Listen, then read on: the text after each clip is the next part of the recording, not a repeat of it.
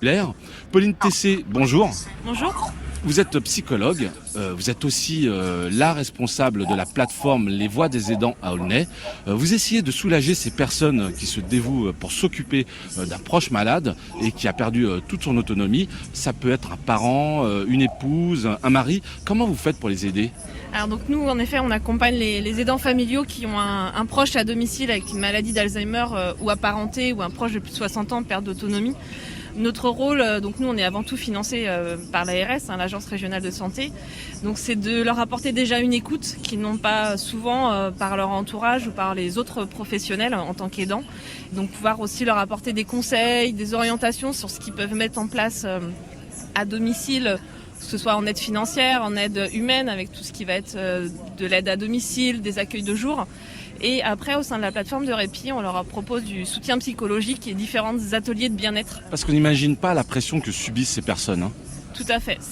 Être aidant, c'est 24 heures sur 24, 7 jours sur 7 toute l'année. Être toujours sur le qui-vive, devoir répéter 36 fois la même chose en 10 minutes à son proche, c'est une réelle charge mentale et il y a vraiment un épuisement physique et psychologique. Ouais. Au point qu'il y a un chiffre incroyable, c'est que près de la moitié de ces aidants peuvent avoir des conséquences extrêmement graves sur leur santé et il y en a même qui décèdent. Oui, être aidant, comme je disais, c'est vraiment une charge mentale et donc justement ils s'oublient en fait en accompagnant leurs proches, ils mettent vraiment de côté leur santé. J'ai plein d'aidants comme ça que je rencontre où ils disent mais j'en fais quoi de mon proche ? Je dois aller prendre un rendez-vous chez le médecin, chez le cardiologue, des choses comme ça, mais j'en fais quoi ? Donc souvent ils mettent leur santé de côté et justement il y a un réel impact sur leur sommeil, sur leur alimentation. Il y a de l'anxiété, de la dépression, des risques cardiovasculaires. Et en plus, les aidants doivent souvent faire face à des problèmes de santé type diabète, tension, cancer, en plus d'être aidants. Plus aussi des problèmes psychologiques. Tout à fait, oui. Être dans les aidants familiaux, certes, il y en a beaucoup qui sont à la retraite puisque c'est des conjoints, mais il y a aussi beaucoup d'enfants donc qui sont encore en activité.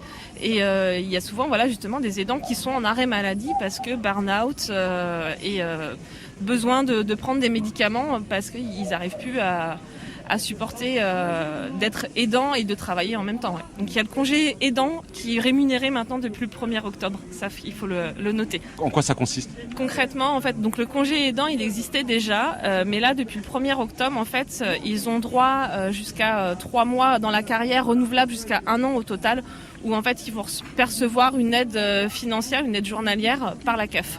Tariq Lakdiri, vous connaissez bien le sujet, car votre père a 87 ans, il est atteint de la maladie d'Alzheimer, votre mère a 84 ans. C'est vous qui vous en occupez le plus ? Oui, la plupart du temps c'est moi parce que j'habite avec eux et par exemple dans le projet dont on vient de parler avec Steve, j'ai l'impression de toujours devoir m'excuser en fait, de dire que j'ai un père qui m'attend, qui a alité en fait, qui a du mal, je dois m'occuper de mes parents. Et à chaque fois, ça me gêne en fait de devoir en fait m'excuser alors que on a des rendez-vous importants, des choses doivent être calées. Je leur demande à chaque fois de me prévenir 2-3 semaines à l'avance pour trouver quelqu'un qui puisse s'occuper de mes parents le jour des rendez-vous. Pauline Tessé, justement, ce sentiment de culpabilité joue un point énorme. Et c'est là où votre rôle d'écoute intervient et tient une place cruciale. Comme disait Tariq, il y a vraiment cette culpabilité, cette honte, parce qu'ils sont incompris de l'entourage et même de la société.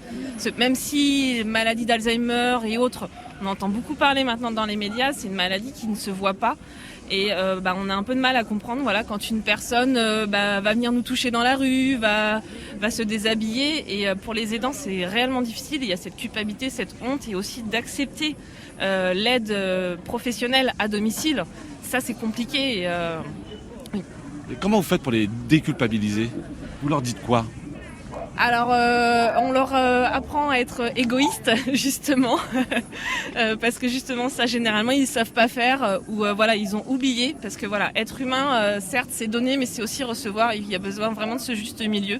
C'est plus penser à soi qu'être égoïste. Oui, voilà, je dis ce terme égoïste aux aidants, mais parce que c'est un mot qui est fort pour vraiment les interpeller, mais en tout cas, pour qu'ils puissent penser à eux, prendre ce répit, puisque... certes, l'accompagnement qu'ils donnent à leurs proches, à un moment donné, il faut qu'il soit un accompagnement de qualité et non de quantité, puisque si l'aidant est épuisé, la plupart du temps, l'aider, il va rentrer en EHPAD. Donc nous, on est vraiment là pour leur dire que tout ce qui se dit à la plateforme reste à la plateforme, même des choses qui sont parfois inavouables. Parce qu'on peut exprimer beaucoup de colère. Vous entendez des choses très dures, par exemple. Des fois, des aidants qui ont pu exprimer j'en ai marre, j'ai envie de le tuer. Il n'y a pas de problème, ils peuvent l'exprimer justement, voilà, toute cette colère, cette tristesse, cette culpabilité, cette honte, ils peuvent le dire parce que justement, voilà, les aidants, c'est des victimes collatérales de la maladie parce que certes, le proche aidé est malade, mais en attendant, c'est l'aidant qui subit aussi et nous, on est vraiment là pour prévenir la maltraitance de la personne malade, mais aussi éviter la maltraitance de l'aidant puisqu'il est maltraité par la maladie. Tariq, vous êtes arrivé d'avoir de la colère. C'est qu'en fait, moi, j'ai une sœur qui est infirmière, donc qui m'aide à m'occuper de mes parents et qui, en fait, s'occupe de tout le côté médical. Mais ce qui se passe, c'est qu'en fait, chaque partie, c'est-à-dire moi ou ma sœur, a l'impression que l'autre est plus égoïste que soi. Et donc, des fois, on se remet la faute, il y a des tensions, il y a des moments où on se parle même plus avec ma sœur. Et en fait, ça, je peux en témoigner parce que je le ressens au quotidien. Cette tension qu'il y a entre moi et ma sœur, parce que la charge est tellement lourde qu'on a l'impression chacun de porter plus que l'autre. Vous, Pauline Tessé, vous proposez aussi des ateliers plus positifs, plus légers. On va appeler ça des ateliers de rigolothérapie. En quoi ça consiste au juste ?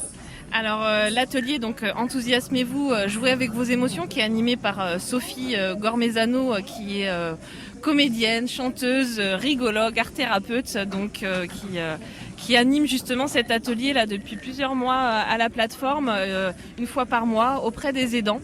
Donc c'est un atelier voilà qui mêle du rire, des échauffements psychocorporels, du chant, de la danse, on ose tout. Voilà, il y a plein d'exercices qui sont proposés par Sophie et c'est vraiment du lâcher prise.